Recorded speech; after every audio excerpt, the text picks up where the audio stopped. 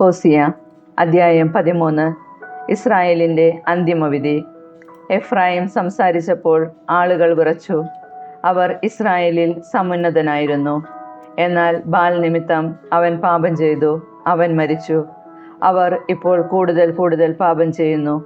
തങ്ങൾക്ക് വേണ്ടി വാർപ്പു വിഗ്രഹങ്ങൾ നിർമ്മിക്കുന്നു, വെള്ളി കൊണ്ട് വിദഗ്ധമായി നിർമ്മിച്ച ബിംബങ്ങൾ.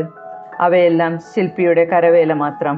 അവയ്ക്ക് ബലിയർപ്പിക്കാൻ അവർ ആവശ്യപ്പെടുന്നു. മനുഷ്യർ കാളക്കുട്ടികളെ ചുംബിക്കുന്നു. അതുകൊണ്ട് അവർ പ്രഭാതത്തിലെ മൂടൽ മഞ്ഞ് പോലെയോ മെതിക്കളത്തിൽ നിന്ന് പറത്തിക്കളയുന്ന പതിര് പോലെയോ പുകക്കുഴലിൽ നിന്നുയരുന്ന പുക പോലെയോ ആയിത്തീരും. നീ ഈജിപ്ത് ദേശത്തായിരുന്ന നാൾ മുതൽ നിന്റെ ദൈവമായ കർത്താവ് ഞാനാണ്. എന്നെയല്ലാതെ മറ്റൊരു ദൈവത്തെ നീ അറിയുന്നില്ല. ഞാനല്ലാതെ മറ്റൊരു രക്ഷകനില്ല. ഭൂമിയിൽ വെച്ച് വരണ്ട ദേശത്ത് വെച്ച് നിന്നെ അറിഞ്ഞത് ഞാനാണ്. എന്നാൽ അവർ ഭക്ഷിച്ചു തൃപ്തരായപ്പോൾ അവരുടെ ഹൃദയം അഹങ്കരിക്കുകയും അവർ എന്നെ വിസ്മരിക്കുകയും ചെയ്തു. ആകയാൽ ഞാൻ അവർക്ക് ഒരു സിംഹത്തെ പോലെയായിരിക്കും. പുള്ളിപ്പുലിയെപ്പോലെ വഴിയരികിൽ ഞാൻ പതിയിരിക്കും. കുഞ്ഞുങ്ങൾ അപഹരിക്കപ്പെട്ട കരടിയെപ്പോലെ ഞാൻ അവരുടെ മേൽ ചാടി വീഴും. അവരുടെ മാറിട ഞാൻ വലിച്ചു കീറും. സിംഹത്തെ പോലെ ഞാൻ അവിടെ വെച്ച് അവരെ വിഴുങ്ങും.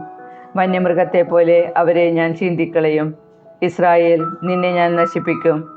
ആർക്ക് നിന്നെ സഹായിക്കാൻ കഴിയും? നിന്നെ രക്ഷിക്കാൻ നിന്റെ രാജാവ് എവിടെ?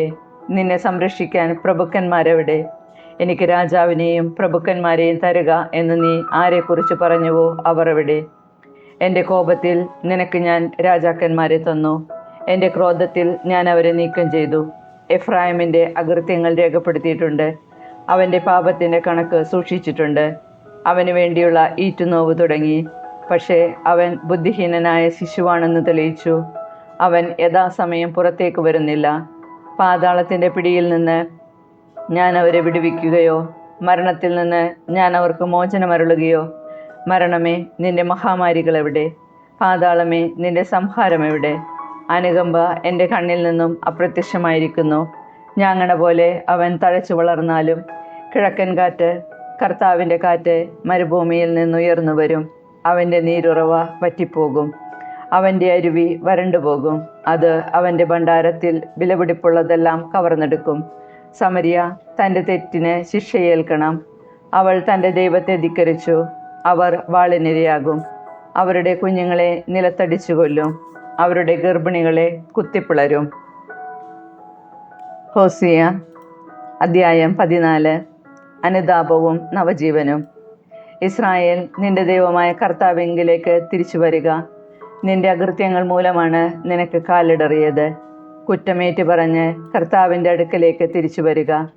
അവിടത്തോട് പറയുക, അകൃത്യങ്ങൾ അകറ്റണമേ. നന്മയായത് അവിടുന്ന് സ്വീകരിച്ചാലും ഞങ്ങളുടെ അധരഫലങ്ങൾ ഞങ്ങൾ അർപ്പിക്കും. അസീറിയയ്ക്ക് ഞങ്ങളെ രക്ഷിക്കാനാവുകയില്ല. സവാരി ചെയ്യാൻ ഞങ്ങൾ കുതിരകളെ തേടുകയില്ല. ഞങ്ങളുടെ കരവേലകളെ ഞങ്ങളുടെ ദൈവമേ എന്ന് ഒരിക്കലും വിളിക്കുകയില്ല. അനാഥർ അങ്ങയിൽ കാരുണ്യം കണ്ടെത്തുന്നു. ഞാൻ അവരുടെ അവിശ്വസ്തതയുടെ മുറിവുണക്കും.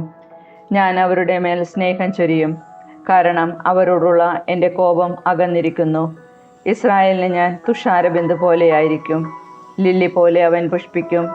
ഇലവ് പോലെ അവൻ വേരുറപ്പിക്കും. അവൻ്റെ ശാഖകൾ പടർന്നു പന്തലിക്കും. അവന് ഒലിവിൻ്റെ മനോഹാരിതയും ലെബനോൻ്റെ പരിമളവും ഉണ്ടായിരിക്കും. അവർ തിരിച്ചു വന്ന് എൻ്റെ തണലിൽ വസിക്കും. പൂന്തോട്ടം പോലെ അവർ പുഷ്പിക്കും. ലെബനോനിലെ വീഞ്ഞ് പോലെ അവർ സൗരഭ്യം പരത്തും. എഫ്രായിം, വിഗ്രഹങ്ങളുമായി നിനക്കെന്ത് ബന്ധം? നിനക്ക് ഉത്തരമരുളുന്നതും നിന്നെ സംരക്ഷിക്കുന്നതും ഞാനാണ്. നിത്യഹരിതമായ സരളമരം പോലെയാണ് ഞാൻ. നിനക്ക് ഫലം തരുന്നത് ഞാനാണ്. ജ്ഞാനമുള്ളവൻ ഇക്കാര്യങ്ങൾ മനസ്സിലാക്കട്ടെ. വിവേകമുള്ളവൻ ഇക്കാര്യങ്ങൾ അറിയട്ടെ. കർത്താവിൻ്റെ വഴികൾ ഋജുവാണ്. നീതിമാന്മാർ അതിലൂടെ ചരിക്കുന്നു. പാപികൾ അവയിൽ കാലിടറി വീഴുന്നു.